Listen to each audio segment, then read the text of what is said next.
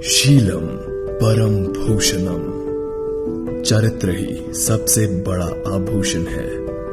ये संस्कृति श्लोक Lal Bahadur Shastri national academy of administration की एक ऐसी दीवार पर लिखी है जिसे पढ़कर हमारे देश के सारे आईएएस ऑफिसर्स अपनी ट्रेनिंग शुरू करते हैं। उत्तराखंड के मसूरी में स्थित इस एकेडमी के खूबसूरत कैंपस में वो सारे संसाधन और सुविधाएं हैं जो ऑफिसर ट्रेनीज को भविष्य के लिए तैयार करती हैं। तो चलिए हमारे साथ इस सफर पर, जहां हम और भी करीब से देखेंगे लबासना को।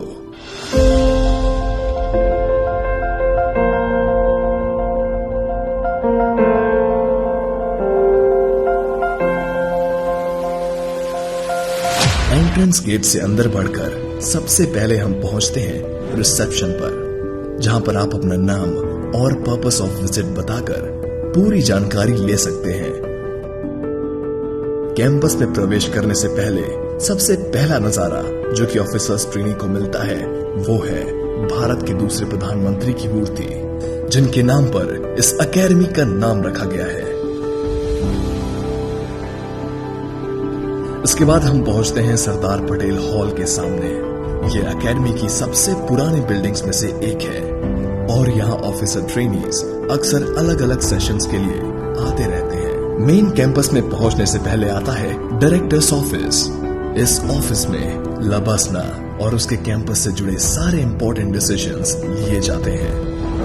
ये भी कैंपस की सबसे पुरानी बिल्डिंग्स में से एक है और 1959 से लेकर लबासना के सारे डायरेक्टर्स का ऑफिस यही रहा है। डायरेक्टर्स ऑफिस के पास ही है सेंट्रल स्क्वायर, जो अलग अलग एडमिनिस्ट्रेटिव एंड एकेडमिक बिल्डिंग्स के बीच में स्थित है। कर्मशिला की स्थापना 1992 में की गई थी।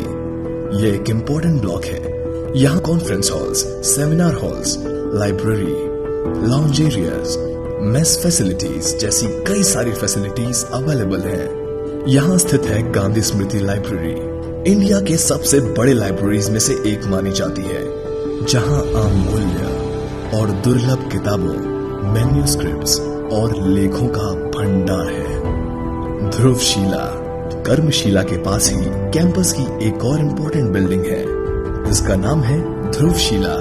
ज्ञानशिला की स्थापना से पहले ध्रुवशिला ही लबासना का एडमिनिस्ट्रेटिव ब्लॉक थी और आज भी यहाँ कैंपस से जुड़े फैकल्टी मेंबर्स की ऑफिसेज हैं। 4 लेवल बिल्डिंग पास में है। 4 लेवल बिल्डिंग, इसको रेनोवेशन से पहले लैंग्वेज ब्लॉक के नाम से जाना जाता था।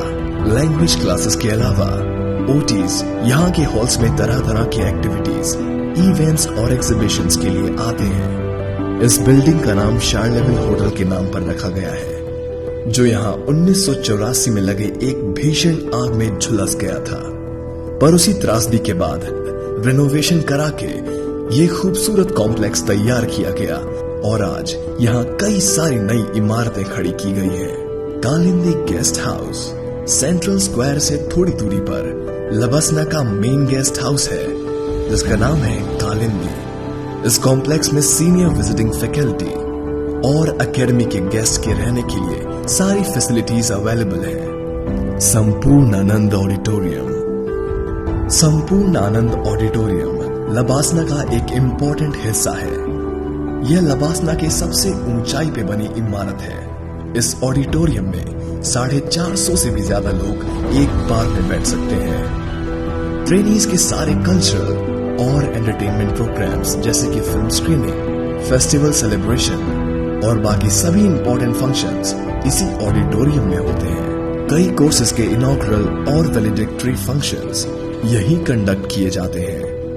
एएन झा प्लाजा लबासना का एडमिनिस्ट्रेटिव ब्लॉक। ज्ञानशिला पहुंचने से पहले हमारे सामने आता है एएन झा प्लाजा, जिसका नाम एकेडमी के पहले डायरेक्टर श्री आदित्यनाथ झा के नाम पर रखा गया था।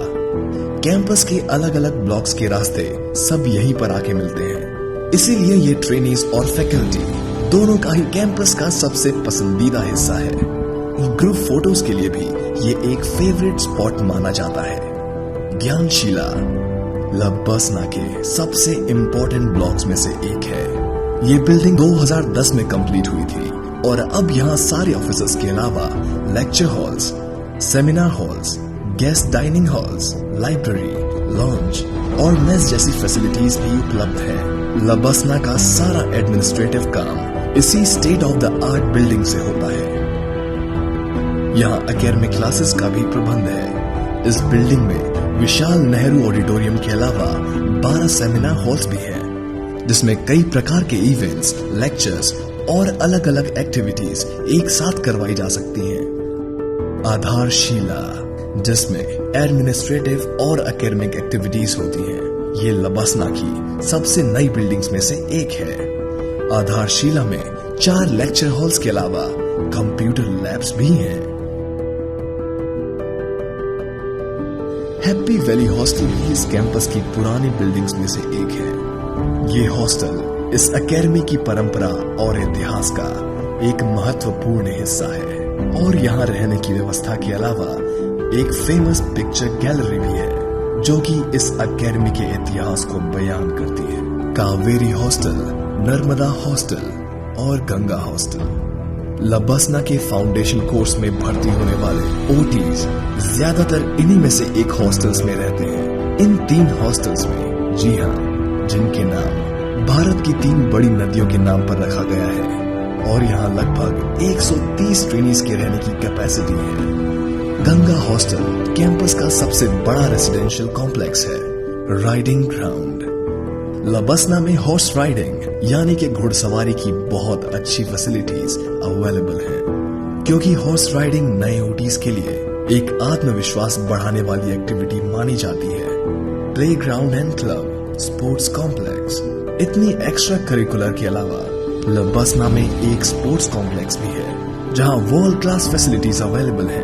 ट्रेनीज की फिजिकल हेल्थ और कॉम्पिटिटिव स्पिरिट कायम रखने के लिए यहाँ Olympic sized swimming pool, basketball court, badminton court, tennis court, table tennis, boxing ring जैसी एक्टिविटीज की फैसिलिटीज के अलावा एक वर्ल्ड क्लास जिम भी है।